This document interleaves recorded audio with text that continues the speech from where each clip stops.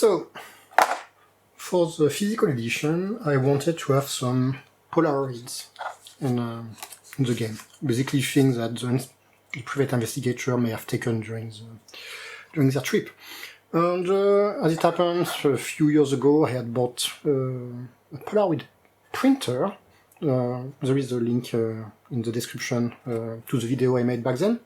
And I had bought some Polaroid Spectra film, and unfortunately these are not made anymore, and they have an expiry date on this one from 2002. As you can see, there are 10 photos in them, and they costed a premium. But these actually worked, so I managed to print these, as you can see, so they are genuine Polaroid photos. Unfortunately, the software was a bit buggy, so I was not able to exploit properly all the photos. So some are a bit out of frame, some are badly rotated, or too zoomed, or too dark. And it took some time to find some working parameters. And that one, for example, is a damaged film where the chemical compound basically dissolved and stopped working, and some are too white, etc. But these are real Polaroids, and same problem as the 3-inch floppies, they are not made anymore, and when you get stocks, they may or they may not work. And if you are curious about how it is inside, here is an example of one I tried to dismantle.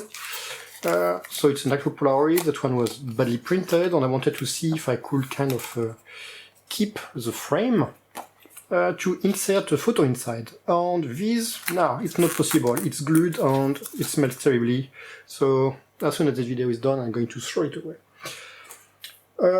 But not all the Polaroids are made the same. As you can see, these ones have codes, and these don't have. And these are actually possible to open. So I took some of the broken ones, which had so that the chemical thing inside. Yes, indeed, you can reuse the Polaroid frame and put some picture and basically reuse the frame on the glossy panel. And that works. The problem is you can still smell the chemical inside, and then it's kind of sometimes difficult to glue them. And I did not have enough real damaged Polaroid to actually make that for all of them. Which is how I came up with the concept of Fakearoids. So these are made like the rest of everything I did, which involves printing documents. So I made them faded out, so they look a bit like old photos. Then, like in a previous video, basically you cook them, and then you need to make the frame. And to make the frame, I am using photo paper, like this. So basically,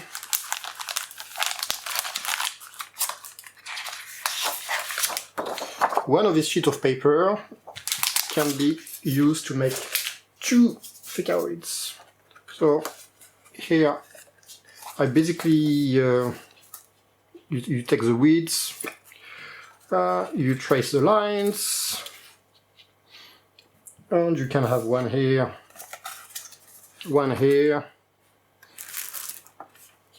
Then you use the cutting machine, you slice it properly, you fold in two, and what remains is the problem of how do you make the hole in the center. So let's see. Up.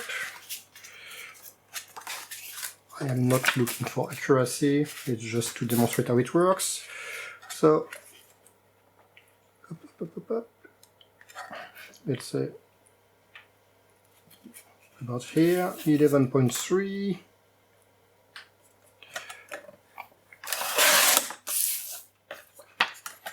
Fold into.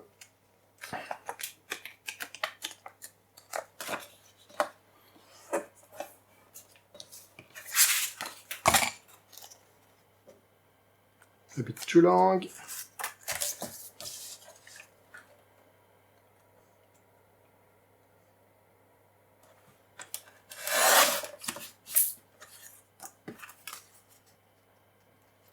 And here you have the right size. So now that you have that, what I did is that I 3D printed a small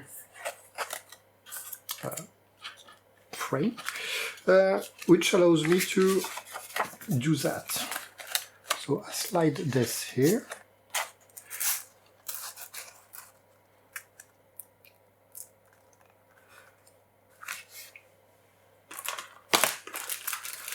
And then using a knife with a brand new blade, which that one is not, you basically do that.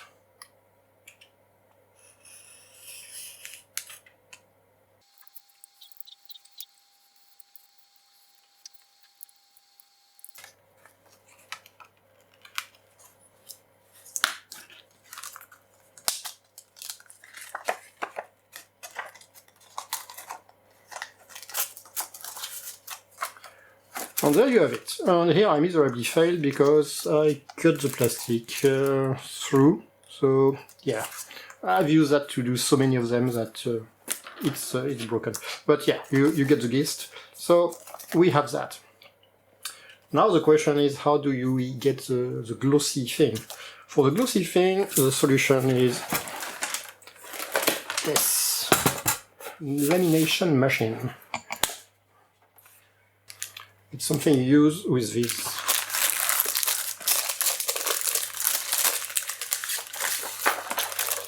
So basically these are pouch, which have some static electricity to keep in contact. You take one of your piece of photos,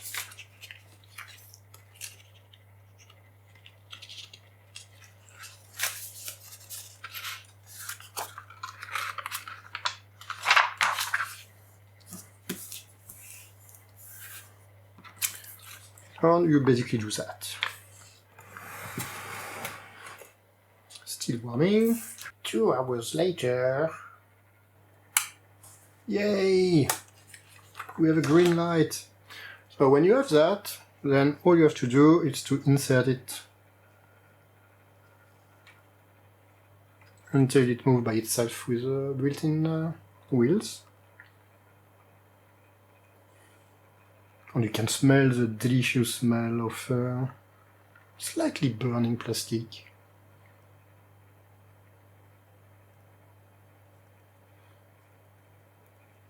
And it appears on the other side, much more transparent, as you can see.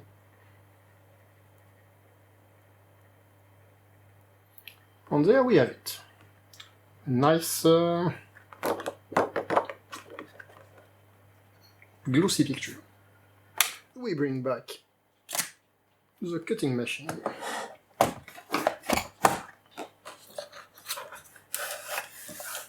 And the idea is that this has to fit somehow like that. So it can be slightly bigger because you can recut after. So I'm going to cut it like that. It's important to leave enough margin around, else it's going to delaminate. Which gives me this. So I've been a bit dumb on that one because I just took one of my wrists. The paper was too big. But yeah, I should have cut. And the next step is to glue that together. Except there is a problem. This is glossy, this is paper, and this does not glue very well. So what I'm doing is basically what I showed you in the last video. I'm using sandpaper to make it gritty. So let's do that. So the idea is to sand this.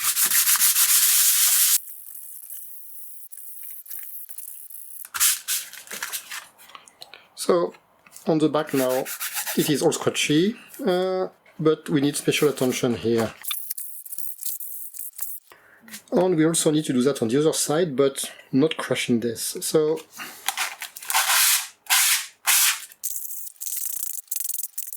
and now it's scratch all around.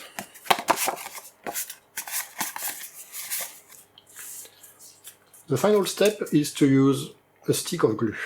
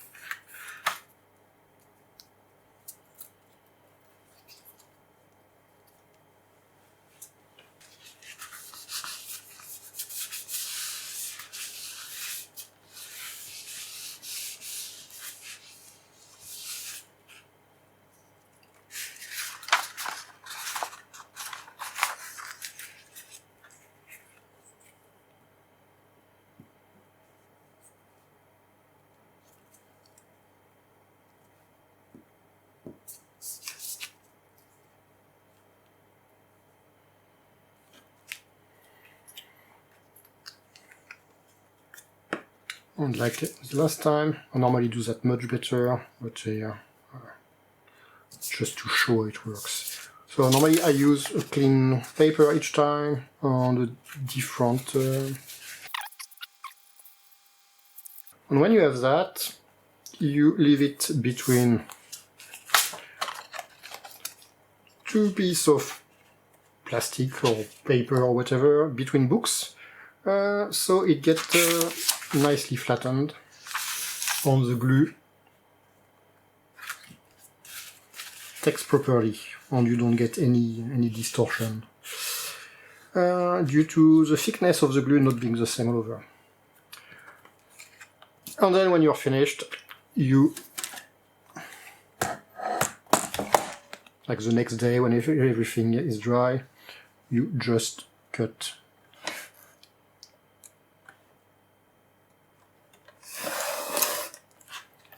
the extra bits.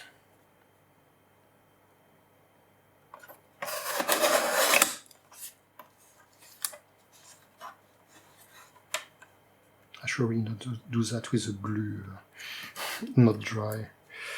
And yeah, you get something like that.